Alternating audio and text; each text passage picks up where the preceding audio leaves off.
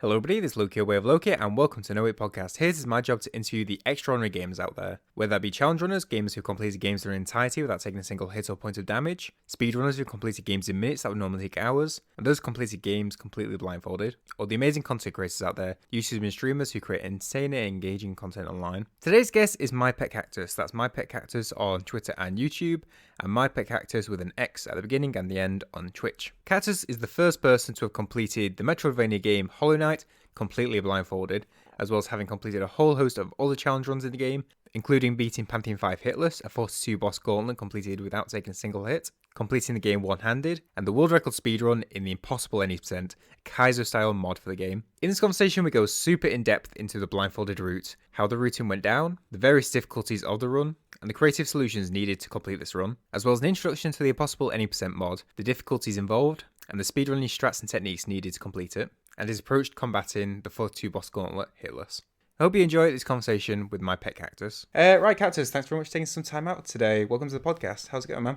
It's going really good. Thanks for having me. This is I guess this isn't really an interview, but it's the closest thing to one that I've gotten. So this will be interesting. I'm excited. Good to hear. We're gonna go into quite a variety of different challenge runs in Hollow Knight. But I wanted to start with what your first introduction to the game was, and what is it about the game that made it just the one for you to go to do all these challenge runs in? Sure. I was introduced to it by myself. I think I remember seeing it come out at the same time as Breath of the Wild, but obviously I played Breath of the Wild first, and then I bought it later that semester. I was in college at the time, and then I dropped it for whatever reason. I had a job that summer, so I didn't have my computer with me. And then I didn't actually pick it back up until the following December, winter break, is when I really got into playing and completing the game. And then by the time I thought I had 100% in it, and I was kind of interested in doing the speed run. Like, I knew I wanted to speedrun it while I was playing. And then I went on the wiki because I thought I had finished the game.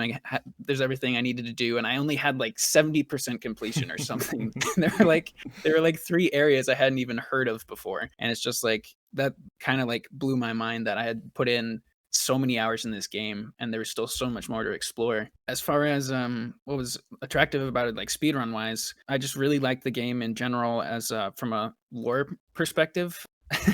I liked the story and the fact that you got to unravel this whole thing yourself as the player, and that kind of gravitated me towards doing 106% speedrun at first. At the time that was the largest percentage you could get. So that's base game plus Grim Troop, correct? Yeah, Grim Troop and Hidden Dreams as well, I think. But yeah, that's how I first got my foot in the door in speedrunning for this game. And then I wouldn't pick up challenge runs until a lot later because I got swamped with college stuff. But yeah, that's how it all started, I would say. Yeah, I'm never not going to be impressed by the amount of content that Team Cherry put into this for an indie game. There is for real, much. And for the price too. If you're on the fence about it, it's only $10 for 40 hours of gameplay. And if that's such concern, every month or so it's reduced anyway somewhere. So it's really exactly. And then all the additional stuff, every other company just pay DLC, but no, here's massive patches where we introduce this bucket load of content. That is Giga Chat energy from Team Cherry for sure. So first challenge, I put speedrunning into challenge runs because it's a new way of approaching the game. So how was your experience going into, was this your first speedrun game, or game to speedrun, I should say? I guess it's the first one I took seriously. Technically, the first game I ever speedran was Mario 64. Okay. But it's a little cursed because I played it on emulator on these little dinky laptops that my school issued us. And I didn't have a USB controller, so I speedran a 16 star on a keyboard, which is, yeah, I always get an eyebrow raise when I tell people that one. But yeah, that was the first game I actually speedran. And then, yeah, pretty much nothing else until Hollow Knight. I want to go into speedrun stuff, but I'm going to leave that till later because I want to focus pretty immediately on Hollow Knight Blindfolded. So, oh yeah, you want to go there already? So what was the first? When did the idea first arise, and when did it go, okay, I'm going to be the one to try this? Okay, well, it started. The first challenge run I did was one-handed, and that was I think August of 2021, I want to say. And that I was in kind of that mindset. I was like, all right, is this possible? How can I do this one-handed? What am I going to have to? It's like I kind of viewed it as a puzzle, you know? And so just randomly, I have a clip of it actually. I made a video of the one-handed playthrough and I have a clip of me saying, geez, I wonder if this is possible blindfolded, you know? And then that just got stuck in my head for like months. It was like I didn't start the blindfold routing until June of 2022, I want to say. So that's where that inkling came from. And then I like the beginning like route making and stuff like that. I just did a quick search on if anybody else had done it before, and there was nobody that had done it. It's like I just felt like it was like a good way to get my footprint on the community because I'm a boomer in the Hollow Knight community kind of. And the fact that like when I started speedrunning it, it wasn't like as popular as it got later on. But yeah, I felt like it was a good way to make my mark. And if as someone who's like been a part of the community for so long, I felt like I hadn't really contributed that much, and I thought this would be like a good way to get that out there. I've got the meme in my head of it's free real estate. exactly, yeah, exactly. Well, okay, I mean, not free real estate. Of course not. Yeah. But it's real estate for sure. Quite dangerous free place. Mm-hmm. I guess what was the first week like? What was the first problems that you encountered that needed solving? Well, the first week was a waste of time because geez. Have you watched the video? Because I have my notes out there. For the first week I was like kind of working out like, all right, how I need to basically memorize every single room in this game and I needed notes to get my way through that. So how am I going to write notes so I don't end up with a 6,000 page document, you know? And so the first week I wasn't like really routing yet. I was pretty much like learning how to take notes. And I think I got up to like midway through Green Path or something before I figured out that, all right, this is not going to work. This is going to be horrendous. I need to scrap the whole thing and start over. So the first week was a little demoralizing. After I think it was like 4 to 6 hour streams a day, I was working on it. But yeah, I kept going. I found something that made sense to me. if anybody else looks at it, it's going to look like I'm crazy. But I can read every single thing on the page, and that was enough for me. So I was able to continue on from there. So I did check out the notes, but if someone just someone listening, what was, I guess, like the look of them? Okay. I had a couple, hold on. I haven't looked at them in a while myself. Let me pull them up real quick for me. Okay. So for the first, I want to say like couple hours of the run when you don't have dash, a thing that's like consistent throughout like different blindfold runs is you need to have a way to have consistent movement through the room. So you know if you push this button, you're going to be in this spot, you know? And there isn't that at the beginning of the game. You can just walk and jump, you know? So the first strat I had was counting the steps that the knight does and the audio cue.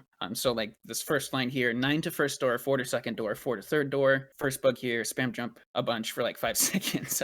That was to get over him. But like 9 steps, 4 steps, and then but after steps there's jumping was also really hard. Like because like how do you know how far you jumped? Like unless you just, if you had like photographic memory, you could probably like, oh, I have to hold jump for 1.2 seconds and then I'll be right here on this platform, etc. But very crude thing that I was able to couple together was I would hold jump and the direction I was jumping for 1/1000. That was like the biggest unit of measurement was 1/1000. And so if you see here on the coda, it says OOL BJL. OO stands for 1/1. So I would count for as long and hold jump as long as 1/1 in 1/1000. And then I would release it, and that would get me to the platform I needed to be at. And then, yeah, that's just a bunch of different things like that. Like BJL stands for big jump left. There's tapping. There's 1/1000. Yeah. So it ended up being like a bit of abbreviated code that's... Yeah, exactly. Like if I put a key in here saying like OO stands for 1/1, you'd be able to read the whole thing yourself. But yeah, I just needed, like I said, I needed an abbreviation, so I wasn't scrolling through 12 pages of notes trying to learn one room. So what was the first problem encounter? Or you mean like as in like a big roadblock? Because there's a lot of problems that I had to figure out. Whichever one comes to mind first, let's say. Okay, well, let's do both. Let's start with the first like issue there was that I remember spending a lot of time on. I did actually try to route doing the fireball skips blindfolded in Green Path for a little bit, just Brave a little bit. Yeah, but that obviously didn't work out. So every time I go through the right side of the green path, I am completely lost because I never go there, and you never go there in any speed run. And so that was an adventure. Just I had to relearn that construction of that map, of that side of the map. And then there was one room, if you remember it, where there's holes with asses in the floor, and there are the massive moss chargers that come up. There's like 3 or 4 massive moss chargers in this like really long room. And I had no idea how to route that. Like I can't, because counting steps is accurate to a point where, but like if you stop walking, there's like, then I can get caught in like a half step, and like it was really hard to not fall into an acid pit or get hit by a massive moss charger, let's say. So that room, I was stuck in that for like, I think I remember it was like a couple hours until I figured out that I could literally just hold left, and then they would spawn at a certain point on the platform, and I could just jump over them. And then, nothing super big after that until you got to, I guess, the big routing thing. I had to take a break from like going through the rooms and routing the rooms, and I had to actually figure out where I needed to go. Like, how the heck am I? Because to beat the game fully, you only need to really beat 3 bosses: the Watcher Knights, Uumuu, and THK. So how the hell am I going to be Watcher Knights blindfolded, you know? And I tried to figure out the fight normally, like the normal speedrun strat, and it was impossible. There was no way to collect enough soul and not get hit and kill each of the Watcher Knights consistently. I was able to like kill 2 sometimes. I think the farthest I got was 3, but yeah, that was a no-go. So then I thought, okay, how can I make this easier? I could get Shade Soul, which would be difficult because you need to go get Sly first of all. Well, no, getting Shade Soul wouldn't be difficult. Why would that be difficult? I'm just thinking about it now. What the heck? Anyways. There's Soul Warrior in the way, I guess. Yeah. Oh, that's why. Okay. Soul Warrior is impossible. Okay. No one will be able to change my mind about that. The mistakes spawning in random places, the attacks teleporting him across the arena. He has a large amount of HP, so much so that, like, honestly, if you had Shade Soul, it'd be easy, but it's locked behind him. So there's no easy way to do that. And that was like the first like head grab moment where like, oh God, this actually just like isn't possible. Like, how the heck am I could get Flukenest, but without Shade Soul, Flukenest isn't as OP as it, it doesn't do enough damage. So that was the moment where it was like, oh God, like I've spent, I think it was like a week and a half to 2 weeks at that point, I think, where I had that. I had this in my video. I went to the Hollow Knight community, like I said, guys, I don't think I'd be able to do this. What should I do? And they were like, oh, well, is there a possible way to do this? Like, if you like, what do you need? I was like, well, I could do shades. I can do the skip to get to the lever early, but Team Cherry hates speedrunners, and they made that impossible on current patch, which is the patch that I was trying to do it on. And so I figured out that that was the point where it was like, all right, this isn't possible, but if we had this one thing, where could I go from there? And so that's the point where I did have to use a mod that re-put the Shade Soul lever skip, but made it possible again, basically. If you want to see like the actual trick, you can go watch the video, but it uses like elevator storage and some jank wall clips to get to the lever. So just to give a visual, I believe it's just outside the Soul Warrior arena. I'm not sure how it works. You might be able to explain. Oh, do you want to go? I can go into detail if you want. Yeah, definitely. Yeah, sure. So there's a glitch called elevator storage, where if you get hit by a hazard while you're on an elevator, the game still like thinks your like Y position is relative to the elevator, even though like you were warped off of it. So say you're on the top of the elevator going down, and this is why I was on current patch. For whatever reason, on the most current patch, Team Cherry allows you like to squeeze through gaps you shouldn't be able to. So on like if you're doing this on patch 1.2.2.1, it won't work. But what you do is you hit the elevator so it's going down, and while it's going down, you jump left and into the wall, and you squeeze through that gap in between the top of the elevator and the wall, and then you immediately hit the spikes on top of the elevator because that's a hazard. And then you get ported back up to the elevator lever on the top right. And so the elevator's down at the bottom, and you're up there. And so the game still thinks you're on the elevator. And so you hit the lever to bring the elevator back up, and it starts pushing you through the floor, clipping you through the floor. And so there's the first, sorry? I was just saying, it just shows like the knight just floating up kind of thing. Yeah, it's a really fun glitch to look at if you know what's happening. Otherwise, it's just like, what the?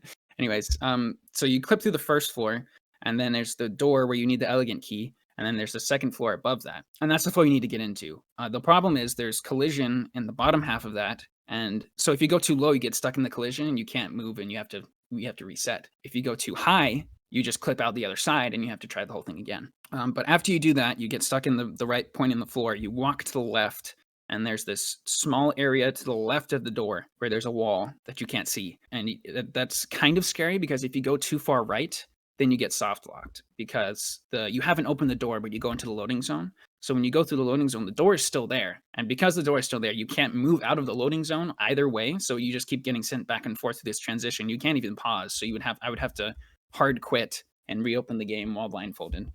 So that was a little scary. But after you get in that area, you just do a little wall jump and swing up, and you hit the lever, and then you just reset and go through the normal way. Well, not the normal way, the back exit, but you know what I mean. So with Shade Soul equipped, did that solve the Watch Night problem? No, it made it easier. I was able to get to 4, I think, with that. But again, there was just no consistent way to get Soul enough. So what I did was I took Shade Soul to how I knew I needed to get Flukenest because with that strat of switching patches. Could we go into why Flukenest is OP? Sure. Yeah. Originally, I think someone's actually working on a video on the history of Flukenest, but to my understanding of it, when Flukenest originally came out, it wasn't that good on like patch like 1.0 and like a little bit past that. It was like, yeah, it just wasn't as OP. And then when the Grim Troop patch came around, Jim Cherry buffed it to the point where if you have Shaman Stone, I think it shoots more flukes, and Shade Soul makes the flukes scarier. So those two buffs together just make it the speed. There was a lot of people when I was speedrunning 106 and I was like doing research on it. People like really didn't like it because the bosses would die in 2 to 3 uses of Flukenest. That is how powerful it is. That was like the main complaint about the speedrun. It's just like you run around the map and you like one shot the bosses. Like wow, cool, congrats. So that's why it's so OP. The issue is to get Flukenest, you need the downspell, what is it, Desolate Dive from Soulmaster, and so it was like working back. It was like a reverse engineer. Like, all right, to get Flukenest, I need dive. To get dive, I need Soulmaster. How am I going to kill Soulmaster? And so that's why I needed Shade Soul. So from Shade Soul, I had to route the entirety of Soul Sanctum, which wasn't very fun. There's the Hell Room, the famous Hell Room that all speedrunners hate, except me. I like that room. That room was really, really hard to route because it felt random at times when the soul, I don't know their names, the flying guys would pop into existence. The blobbies, flying blobbies, I call them. Yeah, yeah, exactly. But I figured out if I ran through the room like an absolute madman and spawned all of them at the same time, I could go into the bottom area and basically they would all just try and float into place to try and launch a fireball at me, and then I could just kill them all with Shade Soul. So that was that room. And then Soulmaster was a challenge. Not in the fact that it was hard to route, but it's the first part of the run where RNG can really screw me up because the dives at the beginning were an issue when he does that dive attack where he just spawns at the top, because the sound cues are very, very similar for each of his teleports. And I had to like really like turn up the volume in my earphones to be able to hear, because it's very, very faint, but there's like directional, the audio is directional. If something is to the left of you, you hear it to the left of you in your headphones. But with the music happening and his attacks make a lot of noise, it was like the first point of the run was like, I had to really just focus. And even if I did focus and I played it well, I still need him to do that one attack where he spawns on the top left side of the arena and he summons the balls around him and he goes across. Because if I can get like 2 triple hits, that's good. That does so much damage. I did the math at some point, but like if I could get 4 triple hits, like one more fireball would kill him basically. So that'd be like when Soulmaster is traveling across the arena, you fire a Shade Soul and it sort of like keeps pace with him and gets multiple hits in as it's going. Yeah, like double and sometimes even triple hits him. Yeah, it's only but he has 2 versions where he does that. There's one where he just spawns on the ground and moves, but I can't do it on that one because I have to jump and get around him, which doesn't lend enough time to turning around and fireballing him. Usually in practice, at least, I would only hit him once. And again, it's really difficult to gain soul in that fight. There was one strat where I would use 3 fireballs, and then before you go in the arena, there are those canisters of soul, right? And if you launch the fireball out into that hallway past the door, you can get that soul in the middle of the fight. So that can help. So that can help a little bit, but most of the fight.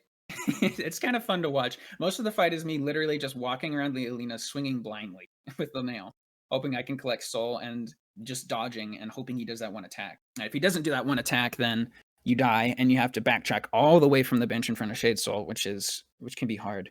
And then there's the second phase where he only dives and then he spawns in a random part of the arena. And that can either be in the air or on the ground.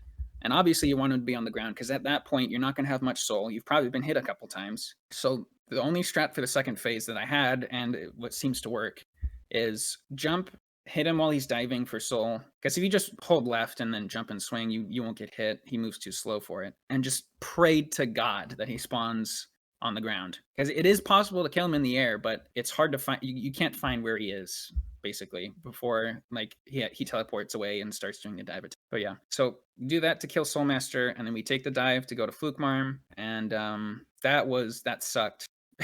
Routing sewers was not fun. Well, that's meeting some of the best mobs in the game. Those Yeah, guys who split into two. Oh, that was so bad. At first, I just tried to dash through it because I didn't want the headache of having to figure out what the heck I was going to do. And so that kind of worked. I would like go all the way to the right as far as I could and spam dive. And then, yeah, no, it was a pain. I ended up just like literally taking my time and killing every single mob in the area when it came to the actual run. Because like I had got to that point, and I it's actually funny, during the blindfolded run there were a couple strats that I just came up with on the spot to make things easier for me, because there was no way I was gonna be able to just dash through, like Dark Souls style to get to Flukemarm. So I just painstakingly killed every single one. It was horrible. So in terms of like the reason from that, so prior to doing that actual run, did you have to take count of every single fluke that's in there in order to work out that you don't miss any on your way to Flukemarm, I guess? How do you mean? You mean like just in the fact of killing them on the way there? So from the bench there, as you were routing, was it making sure that you knew the position of every fluke that's going to come after you? Plus, obviously, that they're going to split up into their Oh yeah, for sure. Mm-hmm. I can tell you, literally tell you where they are right now. Is that ingrained now? Yeah, exactly. There were a couple that the first running guy you can just lure into the water and he just falls in the water and dies immediately. But the flying guys are really annoying because they have like a weird recoil. It's like weird positionally. Like you can, and the audio cue, and it's hard to tell when they're getting close to you because they only have like one audio cue and it's just fluke, So unless you hit them or they hit you, you had no idea where they so you just literally just like imagine like you're at a birthday party with a piñata, but the piñata has like really sharp teeth and flies around and is trying to kill you. Because when thinking about Blindfolded, I thought Flukeman would actually be quite tricky, but I wasn't aware of the glitch involved in that boss fight. Yeah, guarding that was one of my favorite things. For those who don't know, there's a cheese you can do where if you have that's the reason I needed to kill Soulmaster, other than the fact that I needed the dive to get into the area. Normally the boss would spit out 2 of the flying flukes like every like 4 or 5 seconds or so, and you're not going to upgrade your nail. You won't have enough geo to upgrade your nail to make that easier, and you're not going to have enough soul to kill them. Like, and they get spit out at random points on it, so it's just horrendous. But there's a cheese where if you get in the perfect spot, like right above Flukemarm, and you use the down spell, the game treats it as like a surface, and it doesn't like force you off to the side, and you can just spam the spell twice, and then you're locked in like the downward animation, which has a hurt box. So you kill Flukemarm for free. And so at that point, it's just a matter of figuring out consistent movement to jump up the platforms to get into a position where I can dash and then use down spell and be in a spot where that will work. Yeah, it basically looks, to give a visual, on top of the Flukeman boss, the knights in the desert dive animation, and it's just fixed in that top position, and it's like striking the Flukeman multiple times just using that one spell until it gives up and you go straight through it. And there was like a tiny issue with that where the movement wasn't super consistent, but I couldn't figure out like 100% way to make it consistent. And if you hit Flukemarm the first time, when you first enter the room, she's passive. Like the boss fight won't start until you hit her, basically. And so if you miss it, you will hit her and the fight will start. So you literally have to book it out of the room and then come back in. And then when you come back in and you get close enough to her, like there's one part of the platform you can stand on where she won't, but she will activate right away. So like really, really, like I had to take my time on the first one to make sure it was perfect. Otherwise, it would just become like insanely more difficult because I would be on a timer, which you don't want to be on when you're blindfolded. So can you actually exit that boss then, even if you started it? Oh, I didn't even know. No, you can literally just run back out of the room. Okay, didn't. Is there any other bosses like that, or is that? Let me think. It's just a weird one because normally like there's a door sealed up behind you or something like Yeah. that. Oh, So. the massive moss charger is one. Oh yeah. I think Zero you can leave, Gorb you can leave. Oh yeah, the Dream Warriors. Yeah. Some Dream Warriors, yeah. There's a couple like Galeon who lock you in. So yeah, there's some more out there probably that I'm not thinking of right now, but yeah. So that's Shade Soul to help with the Watch Knights, but now Flukenest is acquired, so Yeah. that's buff damage. Mm-hmm. What was the next step going down? Yeah.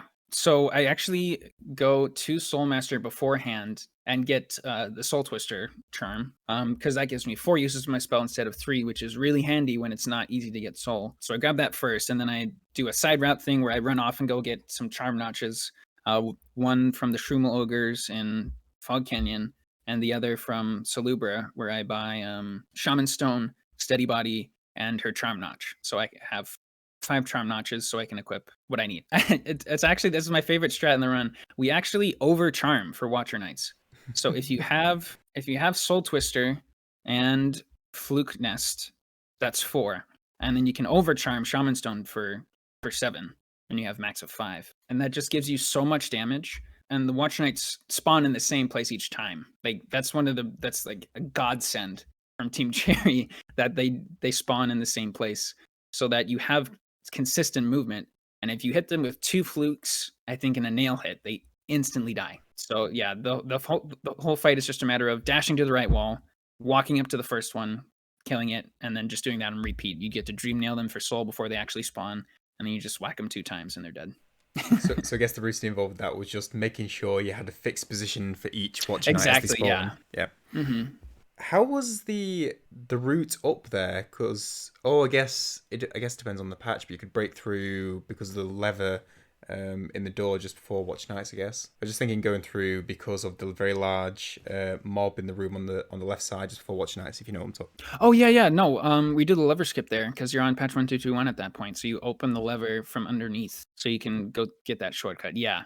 Actually, during the blindfolded run, this was probably one of the best moments in the blindfolded run.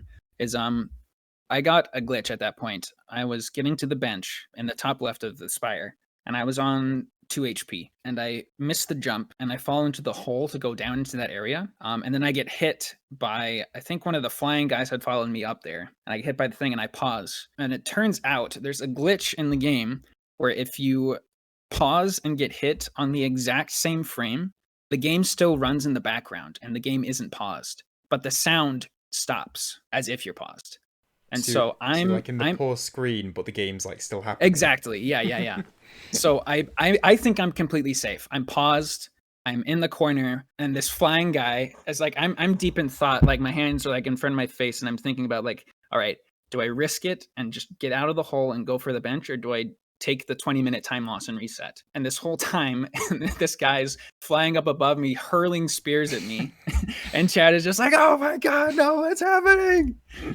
And then I get hit and I hear the death animation, and this clip is in the video, and I had absolutely no idea what could have happened. So that was probably the funniest part of the whole run. We talk about Dark Souls, probably took a bit of inspiration there as well. The pause isn't saving you here. Yeah. So that's Watcher Knights down. Uumuu, how the positioning with Uumuu, how did that end up working? That was another one that was really hard. I knew that if I could get Uumuu into the same spot each time, she would die. Again, we have flukes at this point. Any boss that we come up against will just instantly, if we blow on them, they'll die. And it was just a matter of Uumuu's impossible without Isma's Tear, by the way. So we don't go straight to Uumuu. We have to go down to the sewers again and go get Isma's Tear, because there's acid in the Uumuu fight, and no way in hell I'm gonna try and route platforming against Uumuu with the electricity attacks. Ah, so you got to add in Dung Defender as well then to the route.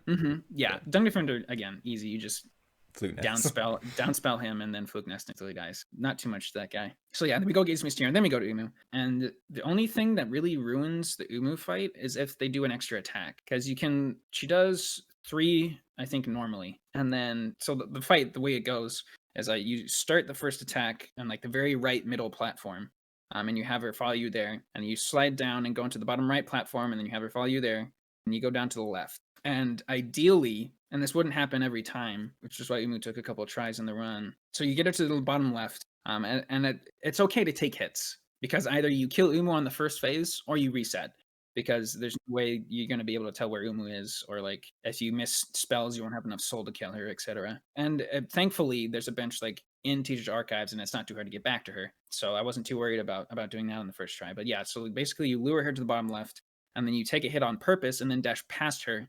Because she would always kind of float away. She like floats away from the player, and flukes will instantly die if they land. I think if they land in water, they'll disappear and not die. But if you launch them at the wall, like the very left wall, it'll bounce off, and everything will land on Uumuu in that little area where it hits the wall and bounces off, or it's Uumuu's like stuck in that little pocket, or to land on the platform. So yeah, you just lure her to that bottom left part basically, and then spray and pray. And if it doesn't work, you just reset. And if it works, then you do it. So Yeah, as I say, there's quite a nice bench placement there for Teacher's Archives at the top. Is there any more harsh bench placement, I guess, in case there's any deaths anywhere else in the room? Okay. Yes, yes, there is. Where's the one that first comes to So mind? this is actually before we get to Uumuu. Okay. Is we have to get Crystal Dash. Ooh. Ooh. Yeah. So I mean, what could go wrong with lasers, spinning platforms, and conveyor belts? exactly. Yeah, that part took me 6 hours. During the run, or During the run, the Crystal Peak split took 6 hours ish, and it wasn't because getting there was hard. Most of Crystal Peaks is actually pretty consistent, except for the first room with conveyor belts. That took me about an hour and a half to figure out, and then there's a shortcut you can open the first time you get there, so that all the subsequent tries take less time. Like the first time you get into Crystal Peak, you go to the right, you go up a couple rooms to where you do axe pogo, but you can't do that. So you just sorry, this is to say that there's only one bench for the entirety of Crystal. You could sit on another bench, but then you would have to work backwards through the conveyor belt room at the very bottom, which is not. I didn't want to have to do that, and it doesn't. And it only added like 10. It would only save like 10 minutes ish per attempt, which in the grand scheme of things, like I don't really care about time save, you know. So the only bench you have is the Forgotten Crossroads stag bench, and so you grab that, and there are these other things, what I call like mini checkpoints, where I think they're called like glim bugs or something, the big crystal guys. the large ones that let me just like walk Yeah, side yeah, to yeah, side? yeah. Yeah. They respawn if you kill them and leave the room and come back. They'll respawn. So it's a matter of like getting to each of these mini checkpoints, spending like 2 to 3 minutes, getting full soul, healing to full health, and then getting to the next mini checkpoint. And you do that all the way up, around, and then down, like the normal way through. At which point you can open a door, with the crusher room where that grub is. You know what I'm talking about? Yeah. So you open the door in that room, and in which case, instead of going all the way up and around, you can work your way through the crusher room, which is actually like the movement there is consistent. I was able to figure out. Anyways, after you do all of that, there's one more of the big crystal guys you can get back up to, and then there's the dreaded room. It's the worst room in the entire game. I hate it with a passion for now until eternity, where there's the platforms that flip, the conveyor belts, and if you miss a jump, you have to start all over. And this is the final like gauntlets. Yeah, This yeah, last little bit of platforming into it just before. Yeah. Exactly. And there's two different sections of it basically. The first section is just the conveyor belts and the flipping platforms, and then you get up into the place with the crystal lasers. And I had discovered a new appreciation for the sound design of Hollow Knight, having to do this, and which then led to the crushing realization that the sound design in Crystal Peaks is absolute ass. Because the conveyor belts are incredibly loud, and the lasers from the crystals all sound exactly the same. And there's no way to tell where they are because they're all to the right of you. And there's like, I counted them. I think off the top of my head, I want to say there's like 9 or 10 in that one area leading to the final platform place. So I had to there's like a tiny thing you can do in that area where there a couple times the cycles of the lasers would happen at the same time, but like it's that thing where like they get desynced for a little bit and then they resync later on. So I had to listen and wait for to hear 2 lasers at once, at which point I knew it was safe to dash after that. And then it's the part that took 6 hours is you get to the respawn point where you, to the right of all the first lasers. There's the first flipping platform, the conveyor belt that has a laser pointing down at it.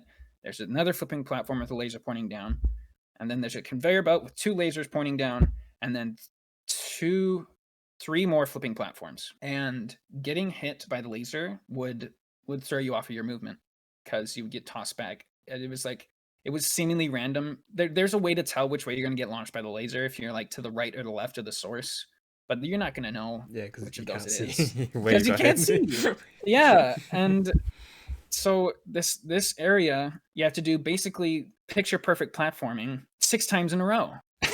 And it's just not going to work out. And the extra crushing thing was the first time I got there, I got to the final jump in the whole thing, and I got nervous and I messed it up, and then I was there for 6 hours. Yeah, it was rough. So yeah, that's why Crystal Peaks is complete ass, and no one can change my mind. That's the commitment though. Obviously, like commit for the whole run, but just for that Yeah, one section for. they were for sure. I had to take breaks. I was losing my so like I would go to the pause menu, or like I just pause on the bench and like I let my dog out, or like I'd throw the toy for my dog a couple times or so. And I was legitimately considering like starting the whole run over and like rerouting this area or something, or maybe just practicing it. Like this, I think I remember this area is like I didn't practice Crystal Peaks that much prior to the run. I just wanted to get the run done, which it's a great idea. Not practicing something before, devoting 12 hours of your life to it. But yeah, it was not fun. I would say. And as you said, like if you died in that final bit, it would send you all the way back to Forgotten Yep. Crossroads. If you die, it would send you back to Crossroads. I learned at first I was like I would reset if I was on 1 health, but then I figured out like it doesn't matter. I need 200 geo at the end of the run, and that's it. Which like I will be able to collect. And so at that point, I was just like, all right, I'll just keep going until I die. Oh wait, no, that's also not good. Never mind. Because if you die, you don't have full soul. You have 2/3 of your soul max. Oh yeah. So like it happened one time, and I got my soul back, and I was like, all right, this freaking sucks. I can't just like like you want to like bash your head against a wall and like rage, but like I had to keep playing it the correct way, which is like it's smart to do, but like at the time it was just like I just come on, you know. Is Geo important at any point in the run? I'm just thinking of if you do a death, you have to find your shade Hmm. floating around. Was there any points that Yeah, becomes an issue? finding the shade now, because I can always count my HP and I know what HP I'm on at all times. So if I get down to 1 HP, I can just save and quit. Except for that one time where the pausing shenanigans happened. And you do need Geo, because there was a lot of comments I got on the videos actually. People were calling me out for cheating because like, why did you get lantern if you're blindfolded? What do you need lantern for? What are you gonna see? And I was, but there's a mechanic in dark rooms in the game, and Deep Nest is basically one big dark room where Team Cherry was smart. This was like some actual good game design. And if you get like really deep into a dark room and then you hit a hazard, normally you would get respawned at like some platform in the room or something like that. But if it's a dark room and you don't have lantern and you get hit by a hazard, you'll get sent all the way back to the beginning of the room where you entered. And obviously, I'm not going to deal with that blindfolded. So yeah, I did have to collect Geo. I killed Glorious Husk. I ended up having plenty more than enough geo because of all the mobs I would kill on my way. That I wasn't strapped for geo, but yeah, dying would not be good. So definitely needed geo for that. But that's like the big thing really is the lantern. And you get that easy enough through the beginning of the run. And then, like I said, you only need 200 for the stag in Beast Den, and that's it.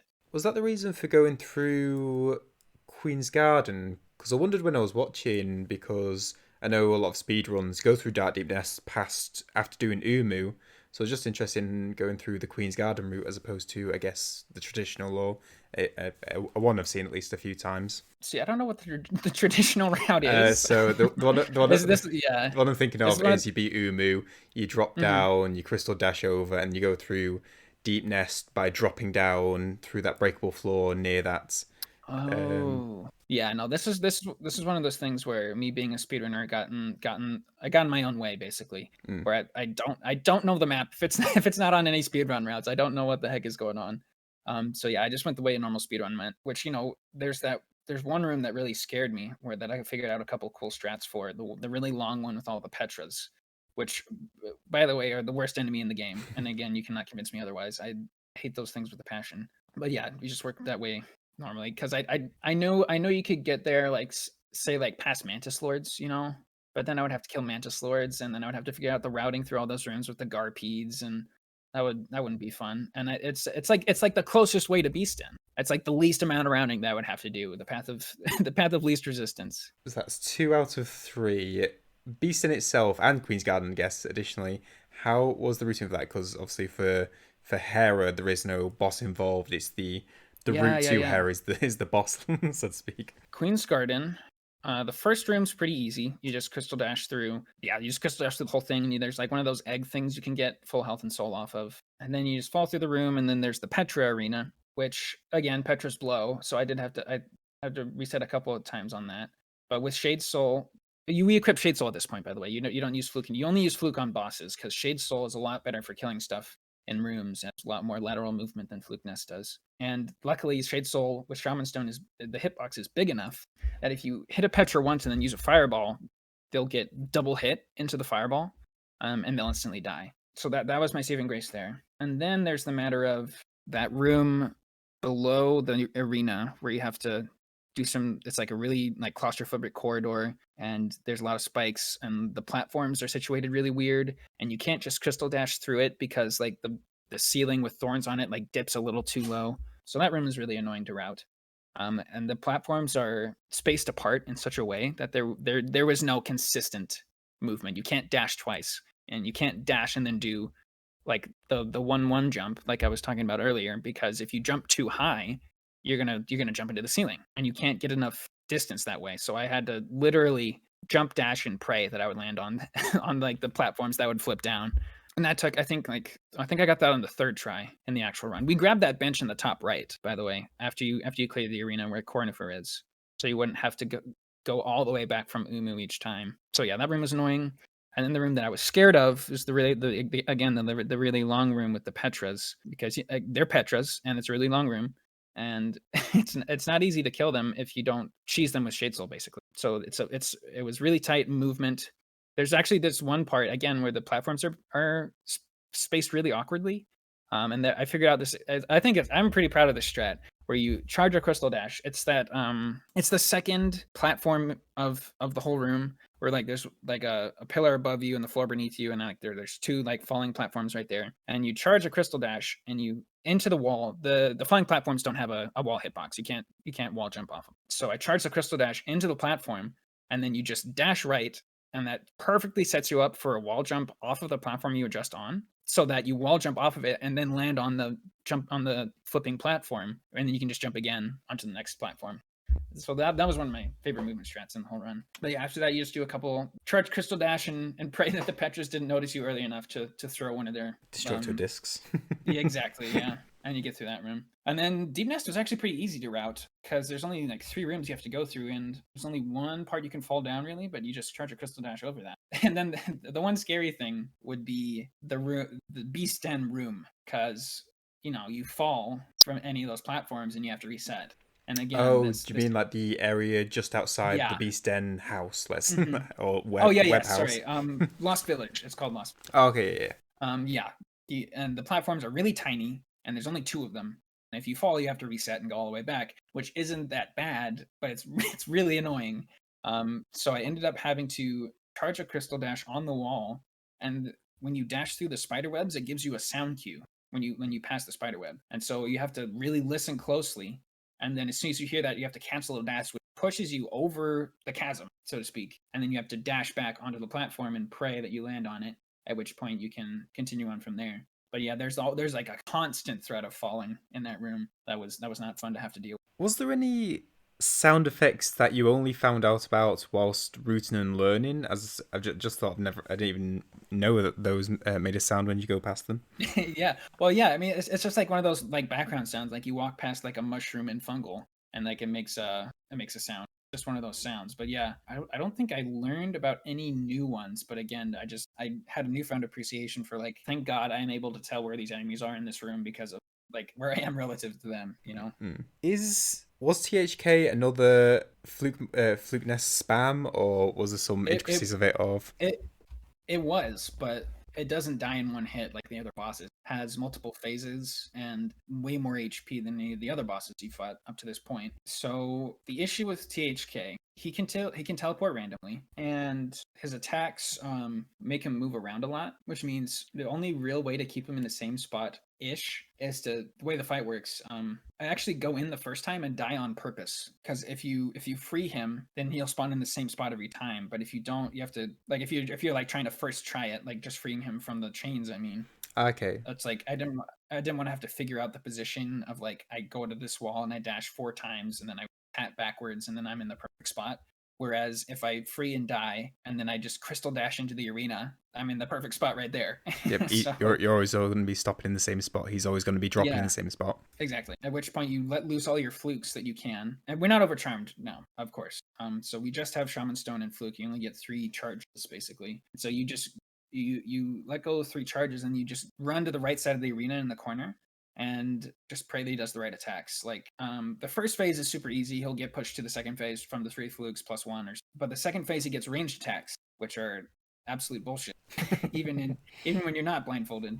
And so he can do that from across the room, and you just have to just take it. It was a mix of Soulmaster plus Watcher Knights, where, like, there was like some movement that I could do to get flukes guaranteed in Watcher Knights, but like there's so much RNG involved, to the point where I figured out, or someone in chat actually suggested this while I was routing it, to get some lifeblood for like a padding on my way there. So I grabbed 2 lifebloods. I grabbed the one in Green Path, which was a little harder to route for because I never go there. And then the second one was the one in King's Pass, which, you jump up and crystal dash over, and then you crystal dash back. So you have 4 extra health. And and then he has like a couple more ranged attacks that are bullshit. The one where he goes to the middle and screams and just releases like globs literally everywhere. That one sucks. And I guess the pillars trick as well, because they do double damage, at least in the current patch, I think. Yeah. Although he didn't really get to do that attack that often, now that I think about it, because what I would do, he has 1, 2, I want to say 3 phases, or maybe 4. People count phases differently. I want to say 3. So the first one, he just screams, and that goes into the second phase. It is 4. And then the third phase, he stabs himself, which is really nice because he can get full soul again.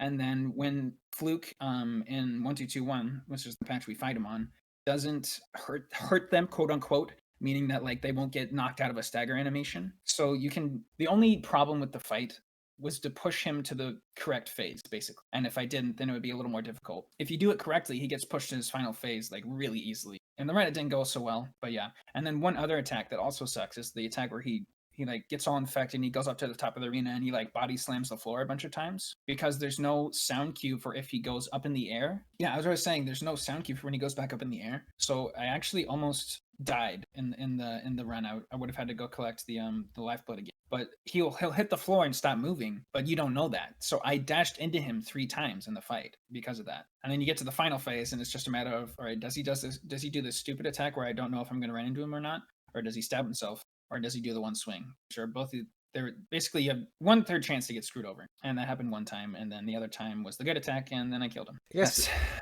dashing into is a double-edged sword, because it's like if he can hit me, I can hit him. Yeah, exactly. Yeah.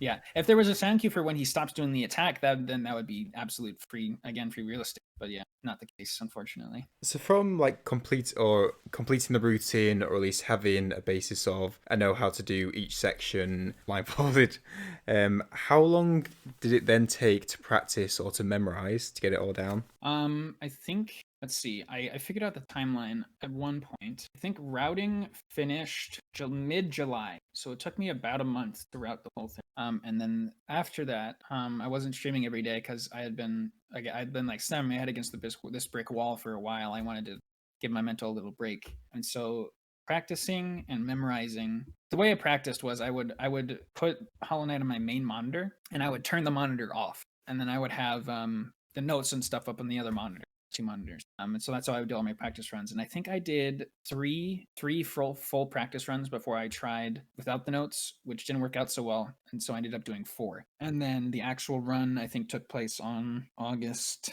22nd. No, it was like mid-August. So about a month and a half for practicing and stuff. So I guess lots of memorizing happened, like obviously as you were doing the routine, doing the routine, and then using the notes.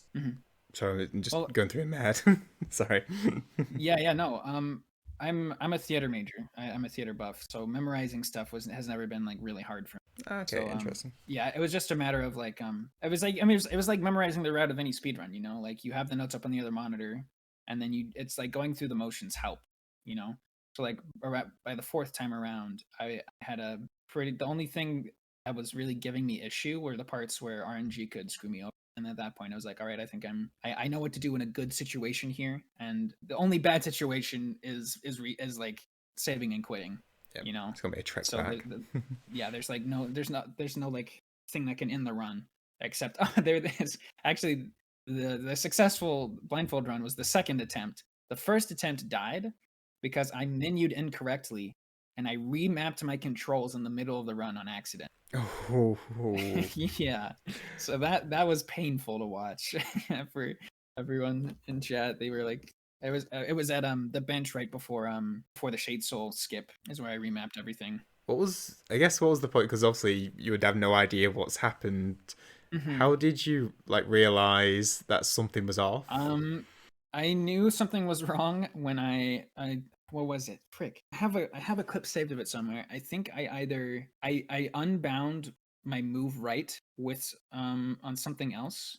And so I think I pushed my jump button and I moved to the right. And I was like, "What? What happened?" You know? Yeah. Oh. And then I think I bound nailed left click or something.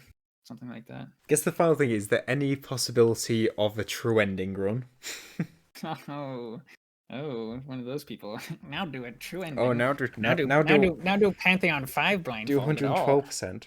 Um I'm just let me interested if think. there's been any thoughts or if there's anything in that run that proves impossible. I think given the process that I had, if I had enough incentive and enough time and my mental does not break, I think a true ending run would be possible, yes. But you would have to route White Palace, you would have to route Hornet 2, you would have to, yeah, you'd probably have to get really lucky on a lot of bosses with Flukenest, I would say. And good luck figuring out all the platforming too. I would say yes, asterisk. And then the asterisk is no at the bottom. But it's the phrase of the day. It's more free real. It's not. It's not free real estate. This is current day real estate. It costs 200K for a 100-foot square apartment. A last funny thing that I thought of when I was watching is that it's the only challenge run I've seen where someone's spoken to Elderbug. Oh yeah, it's common courtesy.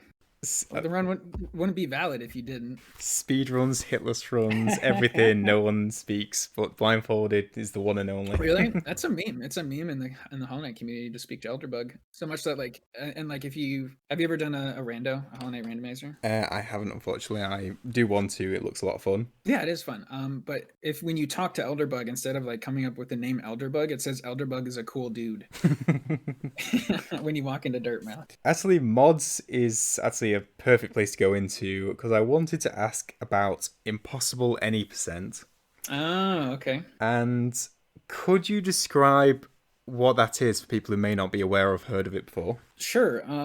It's basically I guess this is contingent on you knowing what Kaizo is, but it's basically the Kaizo Mario of Hollow Knight. And if you don't know what that is, it's basically imagine if the Pale King had construction rights to the entirety of Hollow Nest and put spikes and buzzsaws literally everywhere. That is such a great way to put it. Right. And from a more practical standpoint, it requires you to know a lot of speedrun tech and some tech that is absolutely completely useless in a speedrun. And it's just like a mechanic in Hollow Knight that probably isn't that well known. For example, there's one that I really hate. It's at the beginning of the run, and it's my least favorite part, where there's a mechanic where if you go off of something and you're like right under a ceiling, you'll kind of like stick to the ceiling instead of immediately like hitting the ceiling and falling back down. It's called I don't know what it's called, frick. It's called like sticky ceiling or something like that. And there's a point, and if you look at Dirtmouth has changed a bit, let's say, in Impossible Any Percent. But there's a point where you have to pogo. There's like an inch of space between some spikes in the ceiling, and you have to chain together these pogos in a specific timing so that you stick to the ceiling instead of falling back down onto the spikes and having to try again. Just to provide a visual, it's like a sort of spike tunnel. So There's spikes on the bottom, spikes above, and just enough space for the knight to go in. And it carries on for a certain distance, which you have to dash, pogo, and use Vengeful Spirit, I believe. Yep. I think it also works with Shriek, but you don't have Shriek. Yeah, and it basically it's that, but it follows the normal any percent route. It just makes it extremely difficult, and it changes up the boss arenas and adds a lot of length to the run, and it changed. Yeah, I really liked it because it like put a different spin on everything, and the level design is actually really good. I mean, like credits to Guanqi, who made the map. I think I was especially impressed with the Crystal Peak design. I thought it was really cool. There's like one room where it's like it felt like Celeste Ask, where it was like really really long, and if you messed up, you had to go back to the beginning because it was just like hazards everywhere. And some people didn't like that, and that room got nerfed, which made me kind of sad because when you actually do it, you feel like a badass. But now there's like a checkpoint half through, which I thought was kind of lame. But yeah, anyways. Yeah, just an example of like one of the bosses. I believe in the THK arena, there's three saws on the ground, and there's I some hate it. crystal No. lasers on shooting from the ceiling as well during the entire fight, I think. It's just 2 saws, thank God. Oh, okay. It used to be 3. There used to be one in the middle too, but then it was like, oh god, this is like way too. So we got rid of the third one, and then put in the lasers. So there's 2 lasers and 2 saws. No, 3 lasers and 2 saws from the ceiling, and then yeah, and it's just extra. I hate the fight so much because there's a thing that happens where if you get hit by an attack and then hit a hazard, and during the respawn animation, you're vulnerable. So it has happened to me before where I get hit by a pillar. I'm at full HP, by the way. I get hit by the pillar, take 2 HP, into the saw blade, get hit by the saw blade, respawn, get hit again into the saw blade, and you get comboed for 5 HP and you're dead. And there's nothing you can do about it. Yeah, because the saw blades work weird. Where even if you've apparently got iframes because you've been hit, it doesn't count that, does it? You just get hit anyway. Yeah, saw blades have got no chill. Yeah, that happens in the Watcher Knight fight as well. Although the Watcher Knight fight's a little bit more forgiving. If people wanted to try it, and just because obviously it's just impressive enough to complete it, what techs or like techniques or speedrunning tricks do you recommend they learn or brush up? Well, first of all, I'll say that Guanqi encourages you to use cheats in this run. If there's a part that like is too difficult right away, you're like free to skip it. Like just turn on no clipper. I think during my original playthrough, I had infinite HP on the whole time. I would spike tunnels are a must. There are several points in the run where you need to dash into a spike tunnel, fireball, and then down pogo and chain that together. So that's necessary.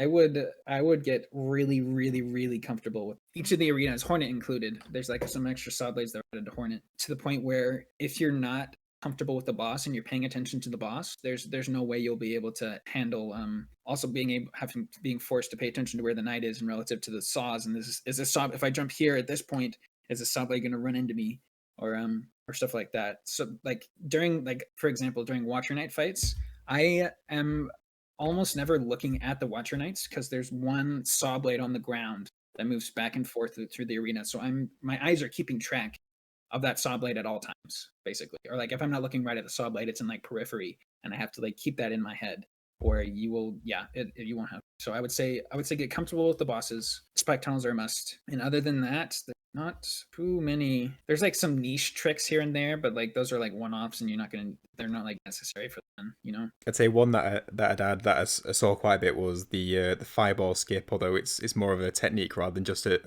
one time skip. Oh yeah, and green path, yeah. You're also there are points where you're forced to do speedrun tech, basically. Like he makes it impossible to do otherwise. There's like you're required to do the fireball skips, yeah. There's one point where you have to do what's called statue pogo, which a lot of people don't like realize is a speedrun tech. But like he puts like a bunch of thorns all over that one room so that they're forced to do that. So is that just like an extended version of getting into the Watcher's Spire early because you can pogo onto the breakable objects? Yeah, it's not even like to get to an area you're not supposed. It's in Crossroads. It's in Forgotten Crossroads. It's that one room right outside of the Forgotten Crossroads stag, and you have to jump in between the wall and the statue and pogo off the statue to get up to that platform, and that's it. That's the whole thing. but you're required to do it. So how people try this? Actually, that should have been the first question. If people wanted to try it, where would they be looking? Fireborn has a good video on it. Not on Impossible any percent specifically, but this is a little different from normal mods because it actually replaces the rooms in the game with other rooms. So you have to do this like fancy schmancy thing where you download all the rooms and then you have to download a specific mod, and you have to drag this folder in a specific place. So Fireborn has a good video. I would say go check that out. And then to get I think to download the mod, you have to join Gwanky's Discord, and it's pinned somewhere or something like that. I haven't had to do that in a long time because I just have the folder saved on. Yep. But yeah, Fireborn has a good resource, and the other. And last question on it would be, we talked about like it's impressive enough just being able to complete it, but you have the world record speedrun in the category as well. So I was interested in what the go on, sorry. Technically, I don't. There was someone else who was running it. Their name was I can't remember their name now. I feel bad. But for whatever reason, their runs aren't on the leaderboards anymore, and like their speedrun.com account was completely deleted. And while I do have runs that are faster than theirs, they're not official, quote unquote, because I accidentally performed like major glitches during them. The first time it was the first sub-hour run of the whole thing. The first one was I did an inventory storage in the THK fight, which is where you open inventory while the scream animation is happening, and then you close inventory and you're allowed to move around during the scream animation, which you're not allowed to do normally. And I didn't know that was a major glitch, but it was, so that run got denied. And then the second time I got sub 1, there's a thing that can happen where if you get hit by a hazard and then spawn, there's like a little bit of time. Sometimes you're allowed to move around early, which is like I don't know how it works, but I performed what's called like a bench storage, where I get on the bench and then I hop off early due to the glitch or something like that, and that one also got denied. This is all to say that yes, I do have the world record. I say world record level runs I've done several. But so I was interested the appeal of not just completing the mod, but the appeal of speedrunning it. Oh, I see. Okay, whole tangent aside, the appeal, I don't know. It's just I've always liked like being challenged in games. Why I love the Dark Souls franchise. I like Celeste was really, really fun. I'd say the first game along this vein that I ever played was Super Meat Boy. I beat every level in that game. I didn't 100% it because that's boring. But just it's up to the player, and like being proficient at the skill set that the game makers give them, and then everything's up to the player, and like it's difficult, and like the game tests you instead of just like like in Legend of Zelda, it's not. I don't think anybody would disagree that Zelda is like not that hard, but like you have the same skill set. It's just like the game kind of treats it's like you know what I'm trying to say. But like Hollow Knight, and in this mod specifically, base Hollow Knight requires that of you, and like like White Palace, it's like specifically designed to challenge your platforming. And then Impossible 1% is just like the next level. Not the next level, but maybe like 3 levels up past that. Yeah. So I think it's a really I get pretty mad at it sometimes. I have a compilation on my YouTube of me losing my mind. But yeah, I think it's a really neat confluence of all right, you think you have mastery over these things, all right, well, let's make you do it 6 times in a row, and if you mess up you have to start all over. So yeah, it was a good challenge. I mean, you could have said masochism, it would have been fine. No, it's not that. That meme. Have you checked out Elden Ring, if fan of the Soul series? I have 130 hours in Elden Ring. Oh, damn. I played it for 8 hours a day, every day of the week when it came out. Yes, I do. I love Elden Ring, and I'm planning. It's like one of the next games I want to speedrun. They keep discovering new stuff, and I don't want to learn to speedrun just to have it become obsolete, So I'm like waiting for the dust to settle a little bit before I dive in. But yeah. Yeah, it's been a fun one. I've been keeping track of a couple of things because I normally do like Hitless stuff. So in the Hitless community, there's been a ton of like strat finding and stuff on that. Yeah. I saw Lil Aggie trying to do Hitless run. I don't know if he ever completed it. Yeah, we had pretty much an example of Flukenest in Elden Ring, because the Hoarfrost Stomp. Hoarfrost Stomp and the Sword of Night and Flame, which is a streamer called Gino Machino used to get the world's first no-hit run of Elden Ring, which is impressive. And then a few days later, nerf to hell. Oh yeah, for sure. Which is a bit of a shame. And it was also a bit of a shame for the speedruns as well, because I know like Distortion 2 got like sub 30 minutes, I think, in like the first couple of weeks, which is mad for the size of the game. Did they patch run warping, or is that still a thing? I I'm not too sure on the skips. I haven't been keeping track of that. I Okay, was more so looking at the gotcha. overpower stuff. Yeah, no worries, no worries. Yeah. Anyway, Elden Ring Tangent. It's a great game. People check it out. Oh yeah. It's not called Dark Souls, so anyone can get a hold of it. So where was it going with this? Oh yeah. Speaking of Hitless, Pantheon Yeah, 5. there we go. There we go. Yeah. Wherever you want to start with that. So I'll just give it a bit of background actually. So Pantheon 5, which people who obviously are aware of Hollow Knight, and if you're not aware of Hollow Knight, you must have had an interesting experience listening to the first half of this podcast. But anyway, it's 42 boss gauntlets in the Godmaster DLC, and of Cactus having done it hitless. Anyway, carry on. I think it's funny actually. Now that we talk about this, I remember I actually started routing blindfolded, and then someone talked about it in my chat one time while I was like routing Green Path or something, and I was like, "Huh, that seems fun. How about we do that instead of this?" So I went on, and then that was like I think that was May, or like maybe it was March. It was like mid-March that year. The same year of doing blindfolded, and then all the way up to I think mid-June is when I got the full run. So yeah, someone said one thing, and then I was distracted for a month and a half. Also, I'm gonna wear this as a badge of honor. I'm the only one who beat Pantheon 5 hitless using Grubberfly Elegy. Ooh, very nice. And the charm loadout. That's a really interesting one as well. Just in general, I guess, because Grubberfly Elegy is the one where you send out like a ranged nail slash into it. While you're at full HP, yeah. I just liked it a lot better than the alternative is to use like I think they use long nail because it only costs 2 charm notches in a normal loadout. But the range on it just made like bosses like Gorb. Like I freaking hate Gorb. In Pantheon 5 at least. And being able to just hit him from like really far away and not use my soul was just really nice, and also makes Sly completely trivial. If you ever want to do Sly hitless in the Hall of Gods, just equip Grubberfly Elegy and he will weep. But yeah, I got really comfortable with it because okay, this is going back even further, but I hadn't actually played the Pantheon casually before, because the Godmaster patch had come out and I'd done it a little bit, but then I went back to speedrunning and I down patched and I hadn't actually done it before.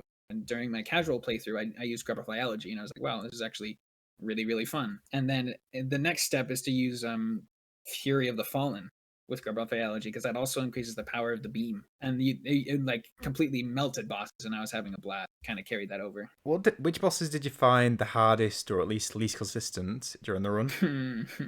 At first, Oro and Mato were pretty hard, but I was able to learn them easily, and I was like, they weren't a trouble. Marmu is an asshole. Yeah. Not only does she like move around the arena really fast, but there's a thing that happens where if you hit her at the same frame she hits the ground, she doesn't receive knockback. So even if you'd like bat her away, she would still crash into you, and it was bullshit, and you'd have to start over. What else is there? Nothing else like super duper difficult, except for like some of the final ones, like GPZ was a big one. Like you don't really have a run until you beat GPZ, basically, because he has so much HP and he's really erratic and it sucks. Markoth as well. Markoth is really hard. That's like for everybody. It's like a universal. Doing Markov hitless is not easy. Markov. Yeah, Markov. Yeah. Sure. And then yeah. And Radiance, I would say. I mean, people will be like, I can't do that. You're so good, but Absolute Radiance like wasn't ever really hard to hitless for me. It's just like the last boss of a 52 boss gauntlet. It's like you're gonna be a little bit nervous during that fight. So I think I got to Absolute Radiance twice and before getting hit. And the second time I got hit was in the final phase, which sucks. That sucks really bad. On the projectiles or on the climb? Yeah. No, the final climb. Like after you get to the climb and you're up in the top platform, and she's just throwing the balls at you. Damn. Yeah, that sucked. I feel like there's like this mental block that everybody has, where like once you get to that point the first time, you probably aren't going to get it. But then you're like, all right, I got here before. This is easy. And then you get there the second time, and then you do it. And that kind of happened with the Radiance. Like, I got hit in the first phase the first time. Second time was the final phase, and I was like, guys, next time I get to Radiance, it's a dub. Easy. And then, yeah. I'm crossing fingers because I've got an absolute mental block with that run. Oh yeah. I'm currently taking a break from it because I got past Oh Markoth and Zote so many times, but then yeah. made a I B of. I remember someone in chat, I forget, they said some Chinese runner, I think, has been trying to do Pantheon 5 Hitless for like a year and a half. Oh, And I was like, please don't say that. Why would you say that?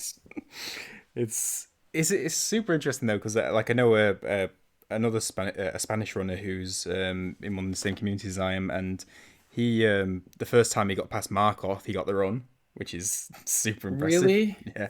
Uh, That's dumb. Have him grind and suffer like the I rest know I of was going to us. say I was quite jealous as well. uh, how did you practice that, or did you just end after getting a strat for each of them? Just I didn't really practice any boss in the Hall of Gods except for Absolute Radiance and GPZ. All the other ones like were easy enough to the point where I could just like Dark Souls has like a hitless counter, right? For like the runs. And there's like apparently there's this thing for life split as well, although I didn't use it. But I would just go through the runs and like doing like any speed run, I would get like a hit PB, and then I would just keep doing the run over and over and over, which like worked for a little bit. But then I actually did have to practice the bosses toward like in the second, and that just consisted of like going into etc. mention. I don't think we'll have time, unfortunately, because I wanted to go into a little bit of the one-handed stuff, but Oh, there's not much to go into. Really. It's just like a normal playthrough. It's just like the only challenge of that run was to get used to the controls, and then after that it was just like a normal playthrough. what was the keyboard layout for a one-handed playthrough? Okay, I have a picture saved for this actually. Yeah. One hand layout. Everyone start looking at the keyboards, just to get an idea. Okay, layout for the keyboard. Up is I, down is J, left is H, right is semicolon, jump is space, attack is K, dash is L, crystal dash is N, dream nail is Y, focus is O, it's an inventory is Q, and then quick spell is U. I don't think that's, yeah, quick cast is U. So it's all on that one side of the keyboard. That makes sense. I'm just like visualizing it now whilst staring intensely at my keyboard. Yeah. God, you must have been like playing piano on it. Yeah, it was. Yeah, I compared it to that, and in the video I made about it. Sure. Oh, it's funny mentioning quick cast. We've talked about Fireball Skip a couple of times today, and it's quite an embarrassing story, I guess, on my part. But after having done Platinum the game, having done like a hitless run, having done this, that, and the other, I still had never done Fireball Skip, and it was only when I was trying to test it out that I accidentally nudged the R1 button because I played on PS4, and it shot a spell out. I was like, Really? That's funny. what? Yeah, no, I didn't know about it either. I was like, when I was learning 106 way back in the day, there's actually a spike tunnel skip that you have to do to get to Isma's tier, at least. And I could not get the timing down for the life of me because normal cast doesn't go fast enough, so you lose too much height, and then you hit the spikes. And then I think it was asked to you, it was like, dude, just use quick cast. What? Quick cast? So yeah, to save anyone else out there, look at your controller configurations. There is a quick cast. Use it. Even just in general, use it. Mm-hmm. That's what I'll go to is from this different variety of runs that you've done. Do you have a preference to any of them? I mean, like which one I like the most? I guess yeah. Or is it for different reasons? Not, Might be better. not really, no, because each one has made me want to tear my hair out at one point or another. I guess one-handed was the least aggravating. The other two were just such a slog. I mean, it was worth it, absolutely, but would I do them again? Probably not, unless I want to submit like Blindfold Hollow Knight to like an SGDQ or something. I don't think I will ever do that again. They're all mutually salt-inducing. Exactly. Yeah. And I guess final question before going to some quick questions to finish. What is the appeal of streaming for you? Yeah. Oh, that's a good question. I just like the idea of having like a community. There's like I that's one of my favorite things about theater. I mentioned I'm into theater before. I just really love like that sense of camaraderie words.